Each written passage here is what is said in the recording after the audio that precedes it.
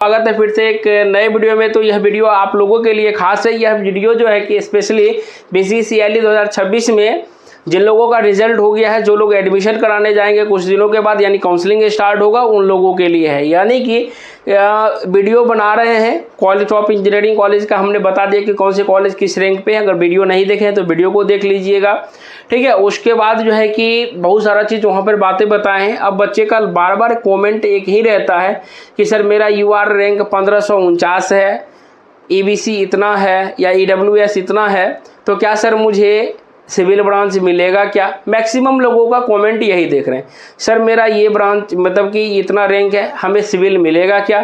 तो भैया इतना रैंक आप लोगों को पढ़ाई करने के लिए जब बोलते थे तब कहाँ गायब थे? पढ़ने के लिए तो चाहिएगा नहीं। आप लोगों ने एग्ज़ाम दिया, रिजल्ट आ गया, तो अब परेशान है कि सर हमको सिविल मिलेगा या नहीं मिलेगा।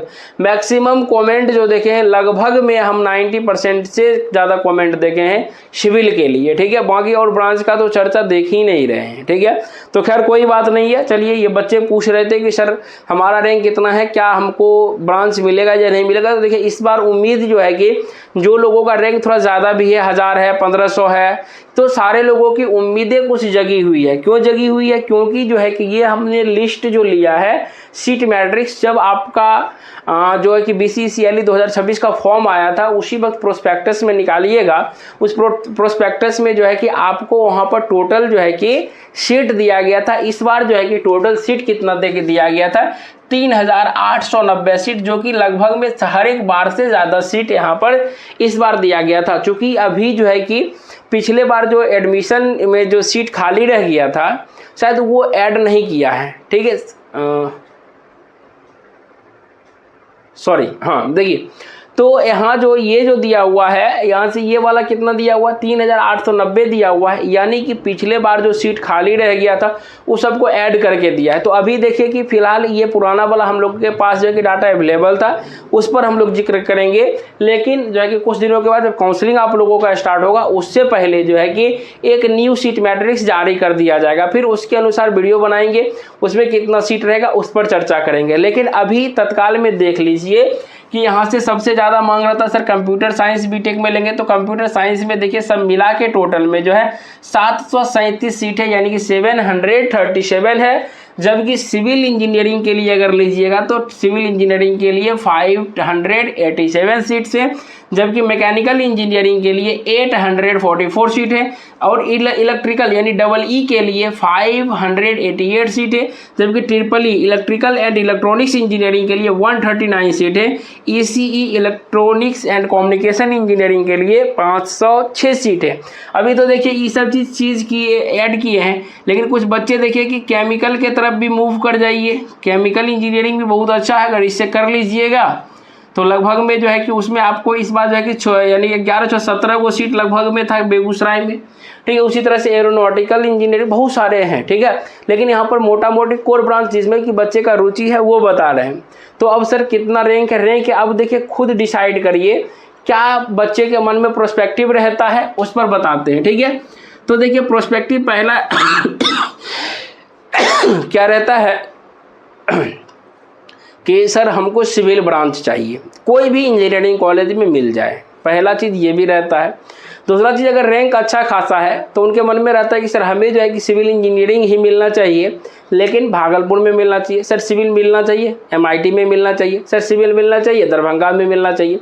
तो इस सब चीज़ को देखते हुए, ठीक है, अगर मानिए एक बात बताते हैं, ठीक है, कि अगर मानिए कि आपका रैंक आ गया UR से मानिए 1 ही आ गया, ठीक है, फर्स्ट आ गया, अगर आप डिप्लोमा किए हुए मैकेनिकल से अगर आप अच्छे हैं, ठीक है, या मानिए UR 1 वाला जो है कि सिविल से डिप्लोमा किया हुआ है, ठीक है, तो ये मानिए कि मैक्सिमम चांसेस है ये क्या लेगा भैया? सिविल ही लेगा, अनरिजर्व कैटेगरी में सिविल ही लेगा।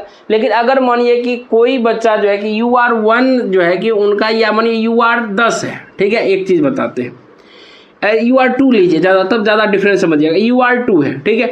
अगर मानिए इनका मैकेनिकल इंजीनियरिंग है, लेकिन बच्चे के मन में क्या चलेगा कि सर यहाँ से जिसका रैंक अच्छा आया ना वो कंप्यूटर साइंस लेगा, नहीं सिविल ले लेगा। नहीं तो अभी हम एक बच्चे को बता रहे हैं जिनका रैंक 4 था वो कुछ और ब्रांच ले लिए, ठीक है, तो वो होता है चेंजिंग होता है। तो UR2 में मानिए मेरा मैकेनिकल, आपका रैंक मैकेनिकल, अगर मानिए आप अच्छे से सारी चीज स्कोप वगैरह जान गए हैं तो आपका मानिए क्या था, अगर मानिए कि सर हम मैकेनिकल ही ले लें, चलिए इसमें से ये भी बात हो सकता नहीं सर हमको सब बोला कि नहीं तुम CSE ले लो, अगर मैंने CSE ले लिया तो इसमें से देखिए अब कैसे तय होता है कि कहाँ पर क्या जा रहा है, ठीक है। अब मानिए इसी में जैसे UR इसको मानिए जनरल से मिल गया, अगर मानिए किसी का UR2 आया उसका जो है कि वो EBC से बिलोंग करता है, EBC से 1 है, ठीक है। मानिए UR से उसको मिल गया भागलपुर कॉलेज मिल गया, और उसके जैसे UR से मानिए उसको MIT मिल गया, ठीक है, और इसको जो है कि EBC से इसको मिल गया भागलपुर। अब देखिए ये चीज़ क्या देखेगा कि दोनों कॉलेज में डिफरेंस देखेगा, अच्छा हमको जो है कि UR से MIT में जाने का मौका मिला है, अगर हमको कैटेगरी से मिलता तो भागलपुर मिल जाता, ठीक है, ब्रांच दिया। तो अब देखिए इस दोनों में से वो कहीं भी जा सकता है, अगर मानिए वो MIT जाता है तो UR से जो सीट होगा उसमें से एक सीट कम होगा, अगर अगर मैंने EBC से भागलपुर में एडमिशन लेता है तो कैटेगरी से एक सीट कम हो जाएगा, ठीक है।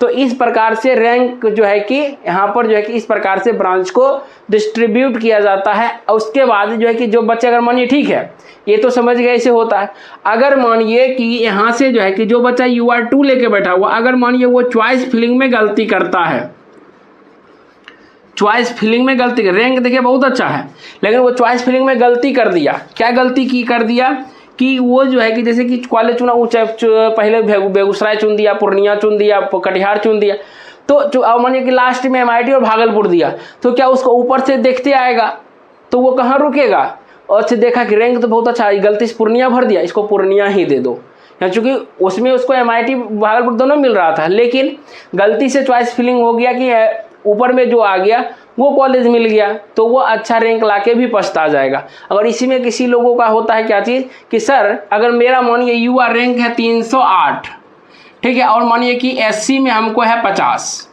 ठीक है, तो वो कॉलेज चूज करेंगे, जैसे मानिए कि भागलपुर जान के नहीं मिलेगा, अच्छी बात है, MIT सर दिए नहीं मिला, तीसरा फिर दरभंगा दिए नहीं मिला, चौथा चंडी दिए नहीं मिला, पांचवा में मानिए कि यहाँ से हम दिए बेगूसराय, हमको बेगूसराय लेना था, इसके बाद हम बेगूसराय दे दिए, ठीक है।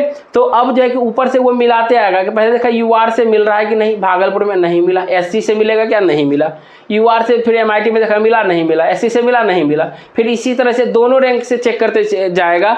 अगर देखेगा पहले UR, अच्छा UR से यहाँ पर मिल गया बेगूसराय, अगर माने कि उससे बढ़िया अगर आपका यहाँ मिलता ऊपर में कैटेगरी से, तो वो क्या करेगा, कैटेगरी से भी अलॉट आपको कर देता है, ठीक है। तो इसलिए जो है कि इस सब के फिराक में मत रहिए। अब आप लोग खुद अंदाज़ा लगाइए कि यहाँ पर इतना सीट है, अभी तुरंत हम एग्जाम्पल दिए, कंप्यूटर साइंस में 737 सीट है, क्या ये बताइए, क्या अगर मानिए UR रैंक में जिसका 737 तक होगा, अगर एक से लेके काउंट करते हैं तो क्या देखिए फिर भी उसको कंप्यूटर साइंस मिलेगा ना, लेकिन क्या ये बताइए एक से लेके 737 तक रैंक वाला क्या सब कंप्यूटर साइंस लेगा, नहीं लेगा, अलग कोई मैकेनिकल भी लेगा, कोई CSE, कोई सिविल ले लेगा, कोई जो है कि इलेक्ट्रिकल ले लेगा, कोई ट्रिपल ले लेगा, कोई ECE ले लेगा। तो इसलिए जो भी रैंक आया है, रैंक कार्ड से मजबूती को अच्छे तरीके से 10 दिन और थोड़ा सा सब्र दीजिए ना, सेटिस्फेक्शन लीजिए अपने आप को, और आराम से 10 दिन के बाद जो है कि आपका अच्छे तरीके से सारा चीज़ पता चल जाएगा कि हमको कौन सा ब्रांच मिला, कौन सा कॉलेज मिला। तो इसलिए यहाँ से जो है कि आपका जो भी रैंक है उस अनुसार से जो है कि आप डिफाइन कर सकते हैं। अब देखिए सिविल में 587 सीट है, लगभग में जो मानिए कि कितना हो जाएगा, यहाँ पर मानिए 737 है, 1000 ले लीजिए, इसमें भी 1000 ले लीजिए, मैकेनिकल में तो 3-4 हज़ार तक तैयो मिल जाता है। अब देखिए इलेक्ट्रिकल वाला 500 है, लगभग 800-700, तो वो भी हो जाएगा। तो अब देखिए रैंक कहाँ से कहाँ तक डिले करेगा, बढ़ेगा, वो सब चीज़ क्या करेगा, ऊपर वाले आपके रैंक वाले, ऊपर वाला जो है कि आपसे रैंक जो आया हुआ है वह बच्चा कौन से विषय में एडमिशन लेता है। और क्या ऐसा भी है कि सारे लोगों का रिजल्ट हो गया सब एडमिशन ले ही लेते, क्या वैसा भी नहीं होता है, ठीक है।